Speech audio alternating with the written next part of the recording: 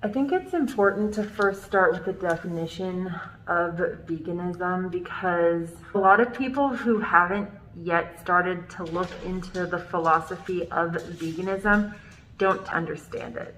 So vegetarians specifically like to focus on that they don't kill animals, or so they think. When you look deeper into the exploitation of animals, a lot of animals that are exploited and abused for a lot of products that vegetarians do use ultimately end up being killed. Vegetarians oftentimes still wear leather and things that do support the direct killing of an animal. But let's say that's beside the point. Vegetarians use their not killing of animals as an excuse to exploit them in other ways, like having chickens in their backyard, to exploit them for their eggs, which technically is liquid meat.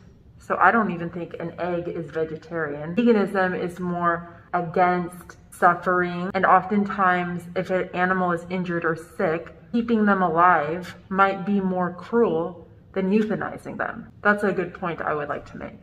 I want to say to me as an individual, I'm an antinatalist. So while antinatalism and veganism are different philosophies, they go very well together in the context of AHIMSA, non-injury, non-suffering. Antinatalism is anti-birth. And the reason to be anti-birth is because of the reality that life is full of suffering.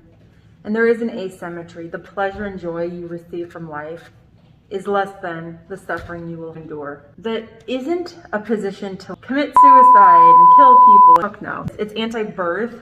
Bring veganism into the idea of antinatalism. Animals are bred into existence specifically to be enslaved and used for any human purpose that their exploiters, slave owners, choose. Because that's what they're bred for. That's what they're here for, right? Just like in antinatalism, once an animal exists, the birth already happened. You provide an animal with well-being, what is in their best interest, to live a good life, not suffer, etc. So that point needs to be realized. And by the way, if you aren't vegan and you don't want to become vegan, you're going to be searching for any sort of criticism you can find about an organization that is giving a clear vegan message that you ought to be vegan. People are reaching, I feel like, when it comes to PETA. If you're criticizing PETA because they euthanized animals that they took out of the care of abusers, if you think it's wrong to euthanize an animal because they weren't able to be adopted, you're vegan then, right? You don't eat meat. You don't use products that were tested on animals.